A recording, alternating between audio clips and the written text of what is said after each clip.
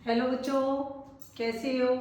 Welcome to my channel chemistry hub और मैं हूँ तुम्हारी केमिस्ट्री टीचर नीलम जैन।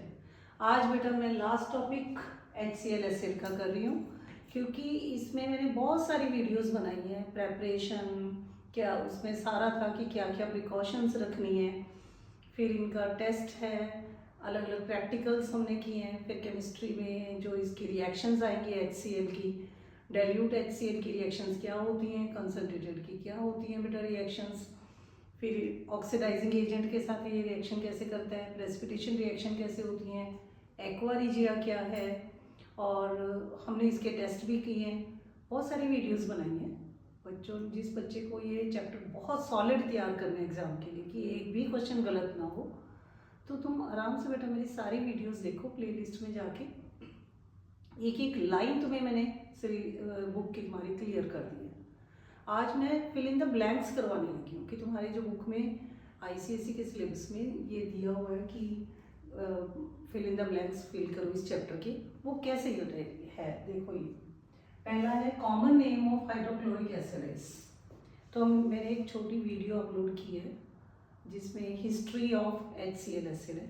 उसके अंदर अब तुम्हें पता लग जाएगा कि इसका नाम है म्यूरेटिक एसिड, एक्वा फॉर्टिस नहीं है। तो पहला ऑप्शन आया म्यूरेटिक एसिड। तो ये मराइन एसिड इसको पहले नाम दिया गया था, पर अब कमर्शियल इसका नाम म्यूरेटिक एसिड है। Second, the traces of HCl are present in. सब बच्चों को पता है कि जो हम खाना खाते हैं तो हमारे स्टमक में एक एंजाइम्स और केमिकल्स बनते हैं, हार्मोन्स वगैरह, उनके अंदर HCl एसिड भी बनता है जो कि जर्म्स को भी मारता है। और वहाँ पे पेप्सिन एक जो केमिकल बनेगा उसको एक्टिवेट करने के लिए वो रिएक्शन कर सके, इसलिए उसने एसिडिक मीडियम क्रिएट करना है। तो फिर हमारे स्टमक में ये बनता है। तो स्टमक के अंदर जो जूस बनेगा उसका नाम है गैस्ट्रिक जूस। पेंक्रियाज में नहीं बनता है, ये ध्यान रखना। थर्ड, हाइड्रोजन गैस को, सिंपल एक मेथड है कि हाइड्रोजन गैस को और क्लोरीन गैस को रिएक्ट करा दो और सनलाइट में रखो और वो HCl गैस बना देगी। पर ये ध्यान रखना बेटा कि हमने डिफ्यूज्ड सनलाइट में रखना है, जहाँ कम पड़ रही हो, बहुत धीरे धीरे सी कोई लाइट आ रही है, डिफ्यूज है, एकदम ब्राइट सनलाइट में नहीं रख सकते हम लोग, क्योंकि जब भी हाइड्रोजन और क्लोरीन आपस में रिएक्शन करते हैं तो ये बहुत ज़्यादा एक्सप्लोसिव रिएक्शन है, तो ब्लास्ट हो सकता है।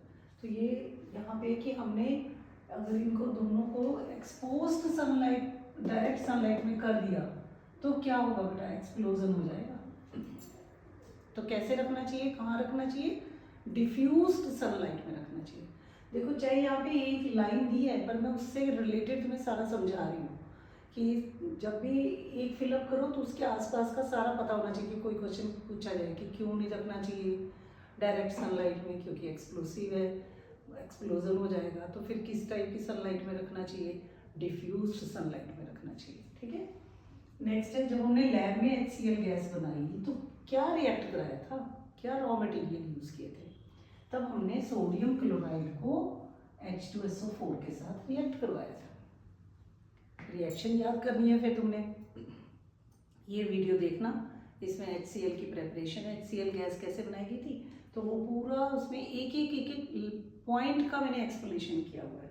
तो H2SO4 को जब हम सोडियम क्लोराइड के साथ रिएक्ट कराते हैं तब ये लैब में हम HCl गैस को बना लेते हैं। उसके बाद जब हमने ये, ठीक है, हम कह रहे हैं कि हमने सोडियम क्लोराइड को H2SO4 से रिएक्ट कराया, कैसे कराया, क्या हीटिंग की थी, यस, हीटिंग भी की, तो कितनी हीटिंग की, वो ये पूछ रहे हैं कि क्या 200 तक हीटिंग की, 200 से ज़्यादा की हीटिंग कर रहे हैं या 200 से कम की हीटिंग कर रहे हैं। हमेशा हम एक बैरियर क्रिएट कर दिए कि 200 से टेम्परेचर ज़्यादा नहीं करना किसी भी सूरत में, तो हमें हमेशा बिलो रखना पड़ेगा टेम्परेचर। अब क्वेश्चन आता है कि क्यों रखना पड़ा, अगर 200 से ज़्यादा हो जाता तो क्या हो जाता बेटा। तो जब ये NaCl H2SO4 से रिएक्शन करता है ना, तो फाइनली Na2SO4 बनाता है। ये Na2SO4, ये कंपाउंड हमारे जो ग्लास का अपरेटस हम यूज़ कर रहे हैं ना, फ्लास्क वगैरह, ये उसी के अंदर डिफ्यूज़ कर जाता है और उस फ्लास्क को अनफिट कर देता है कि फिर दोबारा से हम उसको यूज़ ही ना कर सकें। एक तो रीज़न ये है, इसलिए कभी भी हमने टेम्परेचर नहीं बढ़ाना। दूसरा है कि ये जो Na2SO4 है बन तो रहा है ठीक है वहाँ पे, पर अगर हमने 200 से ज़्यादा टेम्परेचर कर दिया ना तो हमारी फ्लास्क ही टूट जाएगी। तो कभी भी हम 200 से ज़्यादा टेम्परेचर नहीं करते हैं। तो आंसर अपना है कि हमें हमेशा 200 से बिलो रखना चाहिए टेम्परेचर। नेक्स्ट है 1 volume of water at room temperature में कितनी HCl गैस डिजॉल्व हो जाती है? बहुत ही ज़्यादा बेटे, ये सॉल्युबल है, हाईली सॉल्युबल इन वाटर। तो वो कितनी होती है? 450 टाइम्स। मतलब एक बॉटल अगर मैंने पानी एसिड का लिया तो 450 बॉटल्स HCl की डिजॉल्व हो सकती है उसके अंदर। अब इसी को प्रूव करने के लिए एक तुम्हारे सिलेबस में है फाउंटेन एक्सपेरिमेंट, उस पर भी मैंने वीडियो बनाई हुई है कि हाईली सॉल्युबल इन वाटर अगर ये है HCl गैस तो कैसे प्रूव करोगे? तो तुम वो फाउंटेन एक्सपेरिमेंट करके बता सकते हो। और कितनी डिजॉल्व हो जाती है? 450 टाइम्स। ठीक है। नेक्स्ट, HCl गैस अगर हमने बना ली, मेन उसमें प्रॉब्लम है कि HCl गैस मैंने ये बताया ना कि बहुत ज़्यादा पानी में सॉल्युबल है, तो हम वहाँ पानी रहने ही नहीं देंगे बिल्कुल भी, पानी तो निकालना पड़ेगा। अब पानी निकाल दो, उसके लिए कई तरह के डिहाइड्रेटिंग एजेंट्स होते हैं। सिलेबस में तुम्हारे हैं कि P2O5 यूज़ कर सकते हो क्या, या कैल्शियम ऑक्साइड यूज़ कर सकते हो, या फिर कंसनट्रेटेड H2SO4 यूज़ कर सकते हो। 3 डिहाइड्रेटिंग एजेंट होते हैं। ठीक है, इस पर भी मैंने वीडियो एक बनाई है, एक शॉर्ट भी बनाया हुआ है। तो हम वहाँ पे सिर्फ कंसनट्रेटेड H2SO4 ही यूज़ करेंगे, क्योंकि P2O5 या फिर कैल्शियम ऑक्साइड अगर यूज़ कर लिया तो उन्होंने खुद ही रिएक्शन कर लेनी है HCl गैस के साथ, तब हमारे पास HCl गैस ही नहीं बनेगी, कोई और ही कंपाउंड बन जाना है। तो कभी भी हम डिहाइड्रेटिंग एजेंट ना तो P2O5 यूज़ कर सकते हैं, एग्जाम में कोई ज़रूरी नहीं P2O5 भी आए बेटा, यहाँ पे CaO भी आ सकता है, क्योंकि 3 एग्जाम्पल दी हुई हैं तुम्हारे वहाँ पे कि CaO क्या CaO या तो यूज़ करो, P2O5 यूज़ करो, या कंसनट्रेटेड H2SO4 यूज़ करो। अब कौन सा तीनों में से कर सकते हैं? करने को तो देखो तीनों ही डिहाइड्रेटिंग एजेंट है, तीनों ही पानी एब्जॉर्ब कर लेते हैं। पर अगर हमने CaO या P2O5, इनके नाम भी याद करने हैं। CaO का नाम क्या है? कैल्शियम ऑक्साइड, एंड P2O5 का नाम है फॉस्फोरस पेंटाऑक्साइड। अगर हमने कैल्शियम ऑक्साइड या फॉस्फोरस पेंटाऑक्साइड यूज़ किया तो कभी भी हमें HCl गैस नहीं मिलेगी, क्योंकि तब HCl गैस इन दोनों कंपाउंड से रिएक्शन करके कोई सॉल्ट बना देगी, तो कोई फ़ायदा ही नहीं हुआ ना हमारा। तो हम तो ऐसा डिहाइड्रेटिंग एजेंट ढूंढ रहे हैं जो HCl गैस से ना रिएक्ट करे, तो वो सिर्फ होता है कंसनट्रेटेड H2SO4। तो हमने वहाँ पे सिर्फ concentrated H2SO4 as a dehydrating agent use करना है HCl गैस को ड्राई करने के लिए। एंड लास्ट, ये तुम्हारा एक टेस्ट में से उन्होंने कुछ फिलअप डाल दिया कि हमने HCl गैस को टेस्ट करना है। तो किसके साथ टेस्ट किया, कौन सा एक सोल्यूशन लिया हमने? तो सोल्यूशन हम लेते हैं अमोनिया को पानी में डाल के। ये मैंने भी एक वीडियो बनाई है टेस्ट के ऊपर कि how we test the HCl gas और HCl एसिड। तो अमोनिया को जब तुम पानी में डालते हो तो अमोनियम हाइड्रोक्साइड का सोल्यूशन बन जाता है।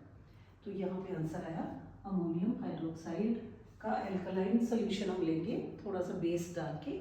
जब उसमें HCl गैस के साथ रिएक्शन करोगे तो एकदम वाइट डेंस फ्यूम्स बनेंगे, धुआं बनना शुरू हो जाता है बहुत ज़्यादा, क्योंकि अमोनिया और इधर से HCl दोनों रिएक्ट करके NH4OH का सोल्यूशन बना देते हैं। So an alkaline solution which give white fumes with HCl acid is ammonium hydroxide. तो इस तरह अगर तुम पूरा चैप्टर बेटा क्लियरली समझोगे ना वीडियोस को देख के अच्छे से, तो तुम्हें कोई भी ऐसा क्वेश्चन आया एग्जाम में फटाफट बेटे क्वेश्चन सॉल्व हो जाते हैं। बस रट्टे नहीं मारने, समझना है चीज़ को। तो वीडियो को अच्छे से देखो, पूरा प्लेलिस्ट में जाके तुम इस चैप्टर को पूरा डिटेल में याद कर सकते हो। इसके बाद अब मैं नेक्स्ट जो चैप्टर बनाऊंगी वीडियोस उनकी, वो होगा तुम्हारा इलेक्ट्रोलिसिस का। तो पूरा उसमें हम धीरे धीरे एक एक स्टेप वाइज चलेंगे कि इलेक्ट्रोलिसिस क्या है, उसके लिए क्या कंडीशंस होनी चाहिए। फिर उसमें बहुत सारे हमारे एग्जाम्पल्स हैं, वाटर की करो, कॉपर सल्फेट की करो, चलो जो भी है वो सारा डिटेल में वीडियोस बनाऊंगी। तो ये आज मेरा यहाँ पे ये चैप्टर हुआ कंप्लीट कि हाइड्रोजन क्लोराइड गैस और हाइड्रोक्लोरिक एसिड कैसे हम उसको बनाएंगे, उनकी क्या क्या रिएक्शंस होंगी, बनाते क्या क्या प्रिकॉशंस करनी है। फिर उनके कई 2 एक्सपेरिमेंट है कि HCl gas is highly soluble in water, ये प्रूव करो।